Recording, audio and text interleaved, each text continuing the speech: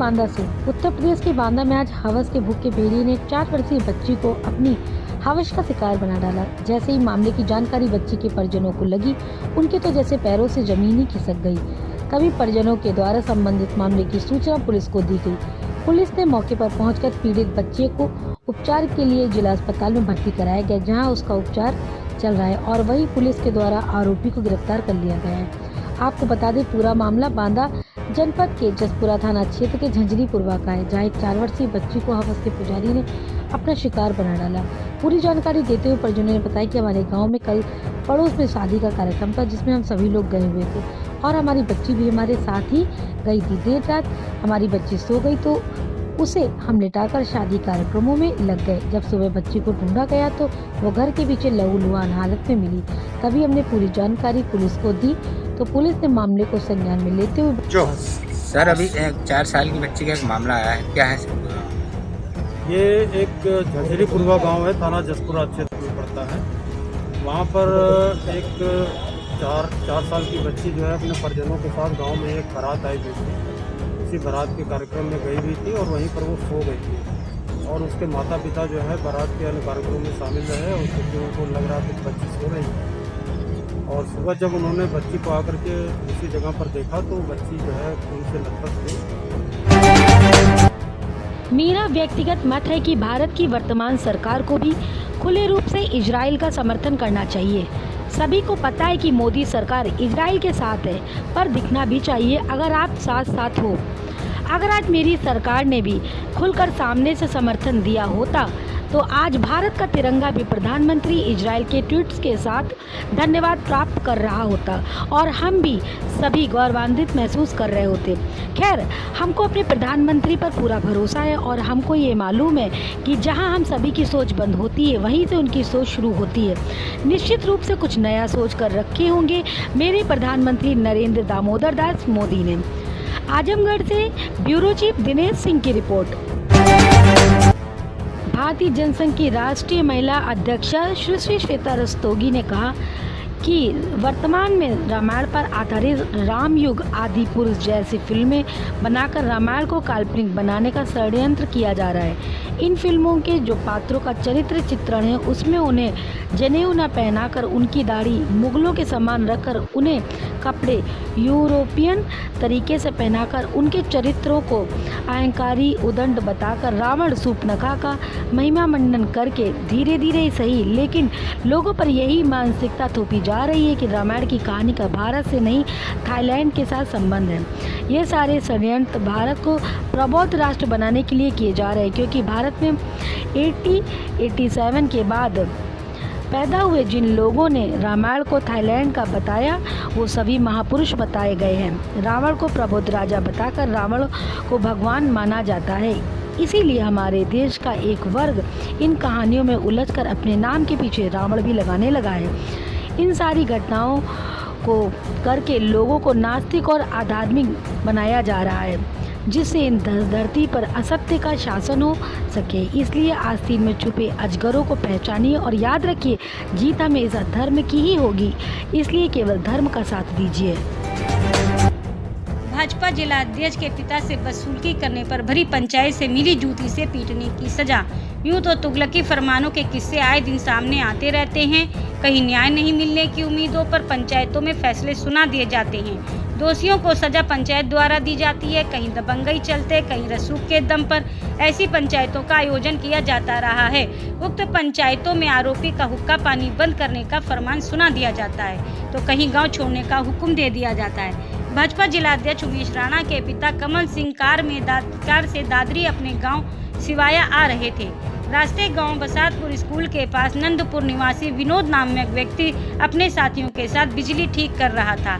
रास्ते में खड़े विनोद और उसके साथियों को कार में बैठे कमल सिंह ने कार का हॉर्न बजाया। नहीं हटने पर दोनों में कहासुनी और गाली गलौज हो गई।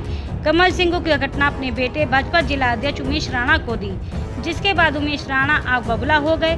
भाजपा जिला अध्यक्ष उमेश राणा ने रसूख का इस्तेमाल करते हुए विनोद को पुलिस से बोलेरो गाड़ी को कब्जे में लेकर सीज करवा दिया। इसके बाद भी भाजपा जिला अध्यक्ष का गुस्सा शांत नहीं हुआ।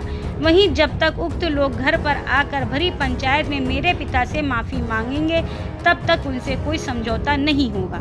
उक्त मामले पर थाना अध्यक्ष से बात की गई तो उनका कहना था उक्त घटना उनके कार्यकाल की नहीं है, न ही उक्त घटना उनके बारे में उनको जानकारी है। अगर ऐसा मामला उनके संज्ञान में आता है तो वो मामले की जांच जरूर करवाएंगे। लखनऊ से ब्यूरो चीफ अजीत सिंह की रिपोर्ट। मृतक महिला के परिजनों ने जिला अस्पताल के डॉक्टरों को दौड़ा दौड़ा कर पीटा और की तोड़फोड़। कोरोना महामारी के बीच एक तरह जहां हमारे देश के डॉक्टर अपनी जान की परवाह न करते हुए मरीजों की जान बचाने की कोशिश कर रहे हैं, वहीं डॉक्टरों पर लगातार हमलों की खबर भी सामने आ रही है। ऐसा ही एक मामला अमेठी जनपद मुख्यालय गौरीगंज स्थित मालिक मोहम्मद जायसी संयुक्त जिला चिकित्सालय के सामने आया, जहां पर इलाज के लिए लाई गई एक महिला को जब डॉक्टरों ने मृत घोषित कर दिया तब नाराज परिजनों ने ग्रामीणों के साथ मिलकर अस्पताल में जमकर हंगामा किया और डॉक्टरों को दौड़ा दौड़ा कर पीटा। वहीं पर डॉक्टरों का कहना है कि महिला पहले ही मृत अवस्था में अस्पताल लाई गई थी। ब्यूरो चीफ अजीत प्रताप सिंह की लखनऊ से रिपोर्ट। कितने लोग थे और कैसे आते ही पहले सबसे पहले क्या किए, तोड़फोड़ किए, क्या पूरा बताइए। नहीं, सबसे पहले जो है तोड़फोड़ तो स्टार्ट नहीं करे। इसके बाद सबसे पहले आए वो उनको ब्रॉड डेड जो है डिक्लेयर किया गया। ब्रॉड डेड डिक्लेयर करने के बाद डॉक्टर साहब जो है बैठे। डॉक्टर साहब बैठने के बाद जो है उन्होंने जो है भदोही जनपद में क्राइम ब्रांच और भदोही कोतवाली की संयुक्त टीम ने ऑक्सीजन गैस सिलेंडर की कालाबाजारी करने वाले 2 लोगों को 9 ऑक्सीजन जंबो सिलेंडर और अन्य सामानों के साथ गिरफ्तार किया। L2 हॉस्पिटल में ऑक्सीजन की सप्लाई देने वाले ठेकेदार और उसके भाई के द्वारा ऑक्सीजन सिलेंडर की कालाबाजारी की जा रही थी। बताया जाता है कि 6,000 से 15,000 तक की कीमत पे ये सिलेंडर बेचे जा रहे थे। ऑक्सीजन की कमी से कई लोगों की मौतें तक हो गई, लेकिन इसके बाद भी ऑक्सीजन की कालाबाजारी लगातार जारी है। भदोही जनपद में पुलिस को इस तरह की सूचना मिली थी कि ऑक्सीजन सिलेंडर की बड़े पैमाने पर कालाबाजारी की जा रही है, जिसके बाद क्राइम ब्रांच और भदोही कोतवाली पुलिस की टीम ने मामले की जांच शुरू की। क्राइम ब्रांच की टीम को ये जानकारी मिली कि L2 हॉस्पिटल में ऑक्सीजन सिलेंडर की सप्लाई करने वाले ठेकेदार श्याम गुप्ता और उसका भाई सुग्रीव ऑक्सीजन सिलेंडर की कालाबाजारी कर रहे हैं। क्राइम ब्रांच टीम ने सुग्रीव नाम के व्यक्ति से ऑक्सीजन सिलेंडर खरीदने को लेकर बात की, जिसके बाद वह तैयार हो गया और पुलिस ने उसको और ऑक्सीजन सिलेंडर के ठेकेदार श्याम गुप्ता को रंगे हाथों गिरफ्तार कर लिया।